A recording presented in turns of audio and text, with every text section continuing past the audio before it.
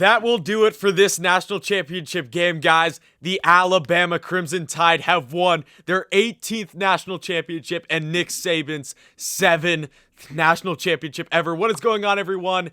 Welcome to Touchdowns to Home Runs in a very, very good way to send off the college football season with a very offensive powerhouse national championship game.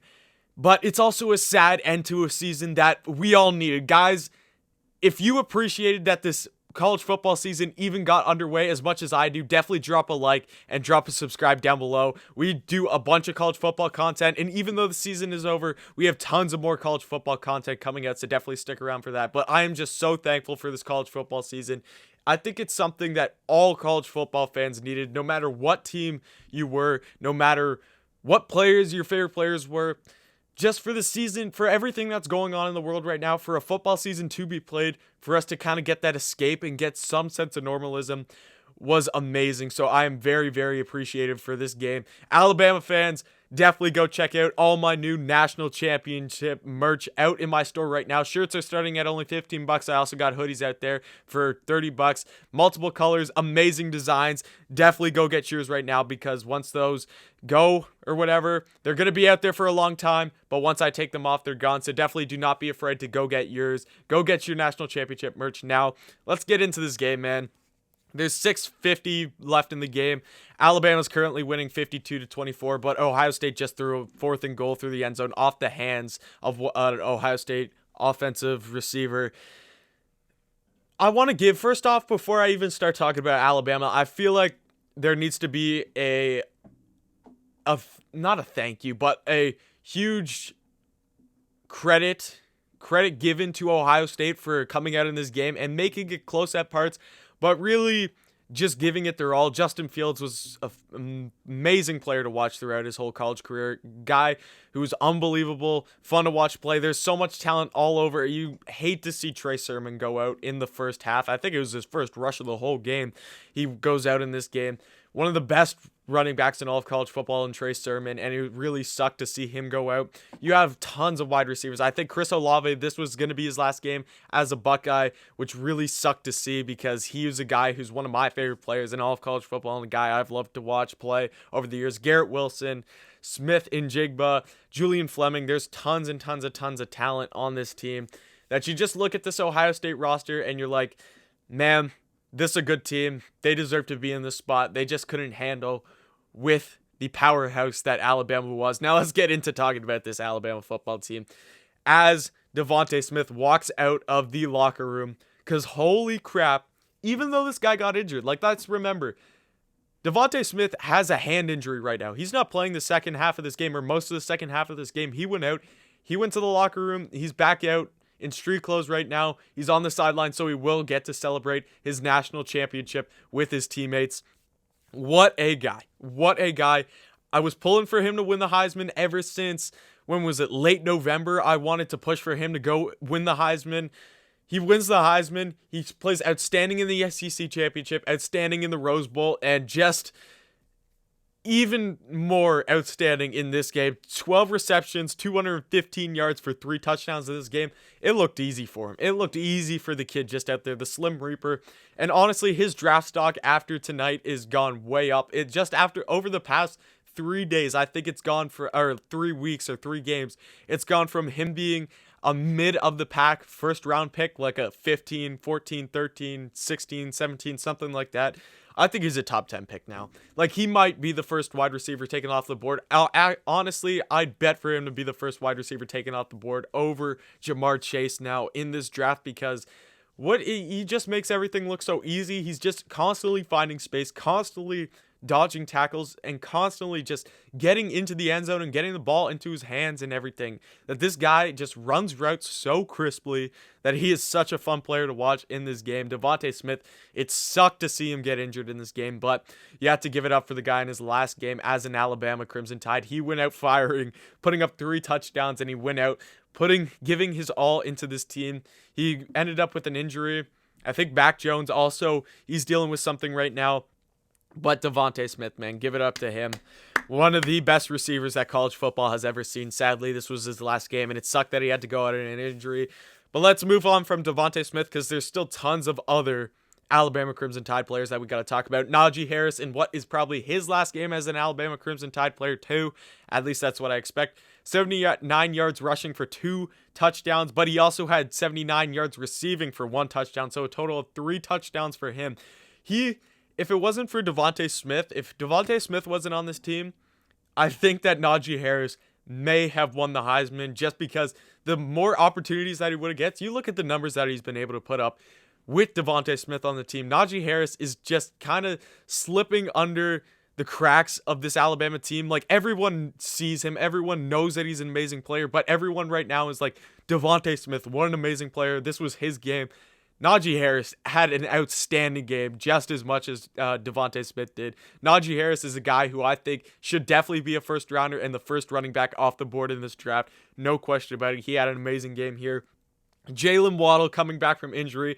We didn't expect too much from him just because it was his first game back from injury. We knew that he was going to be dealing with stuff. He didn't want to go full out. They weren't going to play him. They weren't going to play him as much as they would if he was like full health at the beginning of the season. Like that Jalen Waddle, we knew we weren't going to see him, but it was great to see him back in the game, getting some reps and everything. He went 3 for 34. That's what he's at right now, 11.3 average. We got him to see him. I think it was one in the first drive where he had a pretty crucial, I think it might have been a 3rd down catch or something. Jalen Waddle, great to see him back. But let's talk about the Canadian from my home country, John Mechie. 8 receptions, 81 yards. He's the guy that's going to be the number 1 receiver for Alabama next season. Him, Bolden, Billingsley. I don't know the whole eligibility, or I don't know what class they're in, but Mechie is going to be wide receiver 1 for Alabama next season after the exit of Jalen Waddle, and you're going to have the exit of Devontae Smith. John Mechie is going to be a guy that had an amazing freshman season for Alabama. And again, slipped under the cracks because you have Mac Jones, Najee Harris, Devontae Smith, and Jalen Waddle all on this same offense as you. And John Mechie was still able to put up amazing numbers for this team. Mac Jones, 36 for 45, 464 yards for 5 touchdowns.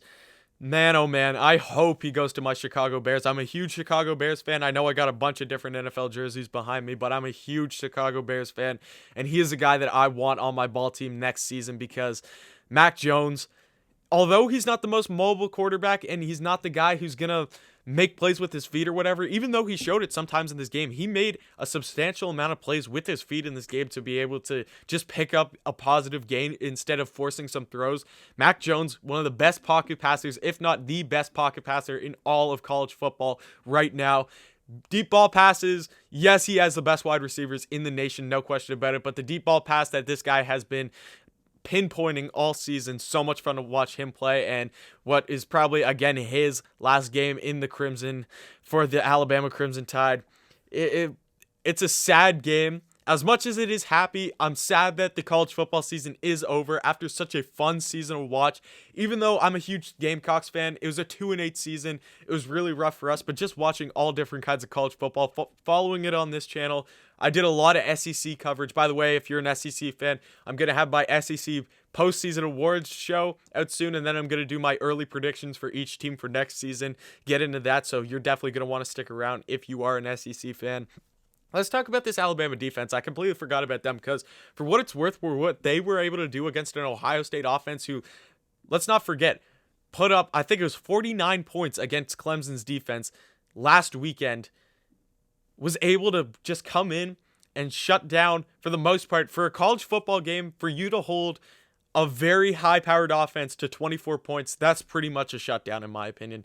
Christian Barmore got after Justin Fields so many times. He made multiple big plays. I hated to see Jordan Battle go out with the targeting call. It just seems like you cannot have a college football playoff game without a targeting call somewhere in there.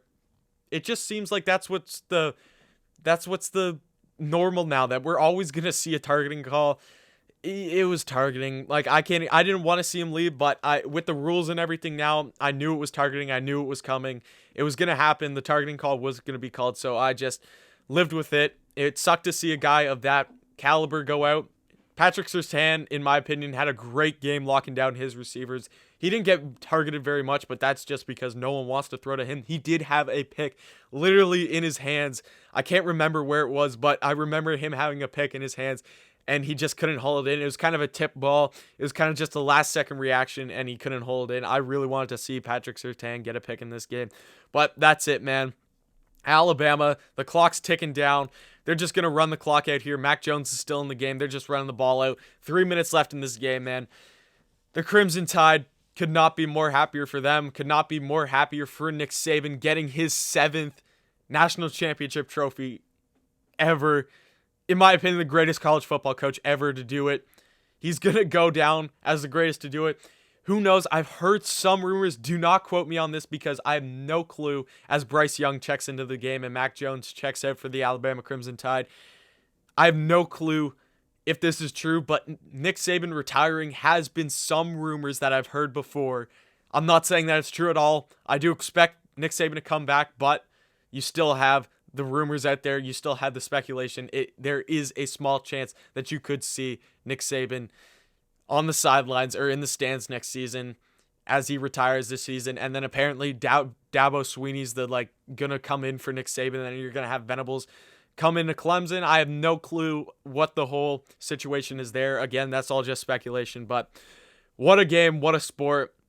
It sucks that the season's over, but it was a very, very good season. And now it's just NFL draft time. It's time to get the NFL draft reports and everything. It's time to get talking about the next college football season and looking back on what was a very, very thank you to all of the frontline workers and anyone who contributed into getting a college football season prepared and ready to be played this season, because we all needed it. As college football fans, we all needed it. And I think that this was just a great way to end the season. Even though it wasn't the most of exciting games, we did get to see some good football be played in this game. So that's it for my post-game show, guys. Thank you so much for watching. Like the video down below. Comment anything about college football. Subscribe. Alabama fans, congratulations. Thank you for watching, and come back next time.